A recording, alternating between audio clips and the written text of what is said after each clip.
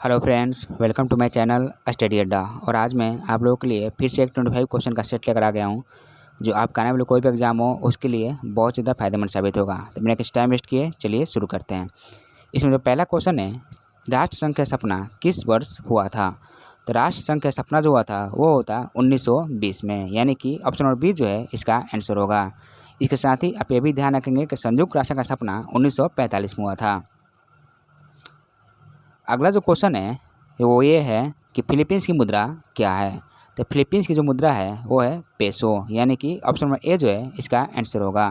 इसके साथ ही आप ये भी ध्यान रखेंगे कि फिलीपींस की राजधानी जो है वो है मनीला। अगला जो क्वेश्चन है, भारतीय नोट पर कितनी भाषाएं अंकित होती है? तो भारतीय नोट पर 17 भाषाएं अंकित होती है, यानी कि ऑप्शन नंबर ए जो है इसका आंसर होगा।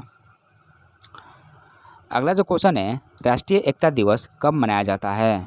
तो राष्ट्रीय एकता दिवस जो है यह 31 अक्टूबर को मनाया जाता है, यानी कि ऑप्शन नंबर ए जो है इसका आंसर होगा। और 31 अक्टूबर जो है यह सरदार वल्लभ भाई पटेल का जन्म दिवस है, ये भी आप ध्यान रखेंगे। अगला जो क्वेश्चन है, प्रथम अंतरिक्ष यात्री यूरी गागरिन किस वर्ष अंतरिक्ष में गए थे? तो प्रथम अंतरिक्ष यात्री यूरी गागरिन जो थे वो वर्ष 1961 में अंतरिक्ष में गए थे, यानी कि ऑप्शन नंबर बी जो है इसका आंसर होगा। अगला जो क्वेश्चन है, किसी तार का प्रतिरोध दुगना करने पर उसका वोल्टेज पर क्या प्रभाव पड़ता? तो किसी तार का प्रतिरोध दुगना करने पर उसका जो वोल्टेज है वो कम हो जाता है, यानी कि ऑप्शन नंबर ए जो है इसका आंसर होगा। अगला जो क्वेश्चन है, Indian institute of vegetable research कहाँ पर स्थित है? तो Indian institute of vegetable research जो है यह वाराणसी में स्थित है, यानी कि ऑप्शन नंबर ए जो है इसका आंसर होगा। अगला जो क्वेश्चन है, इंडोनेशिया का राष्ट्रीय खेल कौन सा है? तो इंडोनेशिया का जो राष्ट्रीय खेल जो है वो है बैडमिंटन, यानी कि ऑप्शन नंबर ए जो है इसका आंसर होगा। इसके साथ ही आप ये ध्यान रखेंगे कि भारत और पाकिस्तान इन दोनों कंट्री का राष्ट्रीय खेल हॉकी है। अगला जो क्वेश्चन है, किस अनुच्छेद के तहत हिंदी भाषा राष्ट्रीय भाषा का दर्जा दिया गया है? तो अनुच्छेद 343 के अंतर्गत हिंदी भाषा को राष्ट्रीय भाषा का दर्जा दिया गया है, यानी कि ऑप्शन नंबर सी जो है इसका आंसर होगा।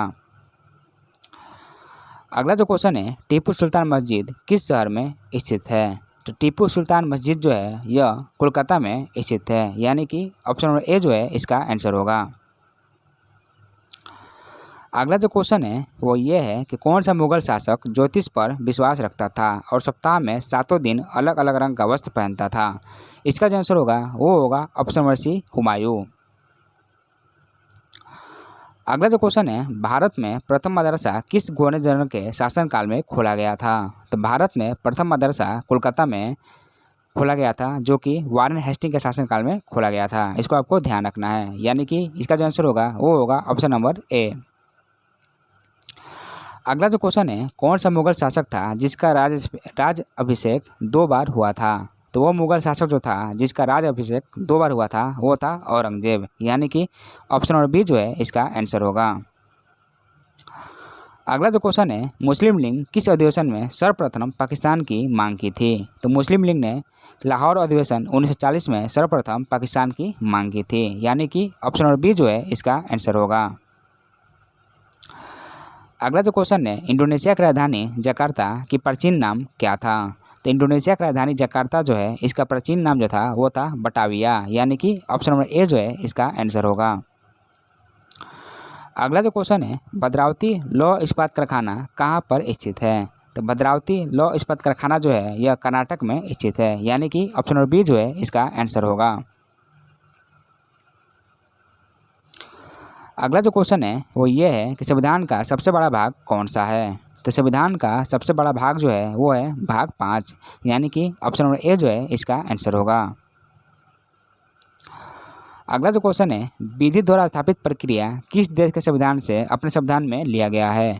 तो विधि द्वारा स्थापित प्रक्रिया जो है यह जापान के संविधान से अपने संविधान में लिया गया है, यानी कि ऑप्शन नंबर बी जो है इसका आंसर होगा। इसके साथ ही आप ये ध्यान रखेंगे कि मौलिक अधिकार अमेरिका से लिया गया है और मौलिक कर्तव्य रूस से लिया गया है। अगला जो क्वेश्चन है वो ये है कि 6 से 14 वर्ष की उम्र के बच्चों के लिए निःशुल्क शिक्षा किस संविधान संशोधन द्वारा किया गया है? इसका जो आंसर होगा वो होगा ऑप्शन नंबर बी 86वां संविधान संशोधन। अगला जो क्वेश्चन है वो ये है कि धन विधेयक को किस अनुच्छेद के तहत संसद में प्रस्तुत किया जाता है। तो धन विधेयक को अनुच्छेद 110 के तहत संसद में प्रस्तुत किया जाता है, यानी कि ऑप्शन नंबर सी जो है इसका आंसर होगा। अगला जो क्वेश्चन है वो ये है कि सोल्डर किसका किसका मिश्रण होता है। तो सोल्डर जो होता है यह सीसा और टीन का मिश्रण होता है, यानी कि ऑप्शन नंबर ए जो है इसका आंसर होगा। अगला जो क्वेश्चन है वो ये है कि WAN का पूर्ण रूप क्या होता है। तो WAN का पूर्ण रूप जो होता है वो होता है वाइड एरिया नेटवर्क, यानी कि ऑप्शन नंबर ए जो है इसका आंसर होगा। अगला जो क्वेश्चन है वो ये है कि कौन सा रेलवे जोन भारत का पहला पूर्ण रूप से विद्युतीकृत रेलवे जोन बन गया है।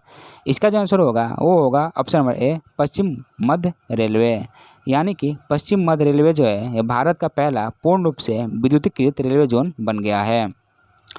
अगला जो क्वेश्चन है वो ये है कि चाबार पोर्ट किस देश में स्थित है। तो चाबार पोर्ट जो है यह ईरान देश में स्थित है, यानी कि ऑप्शन नंबर डी जो है इसका आंसर होगा।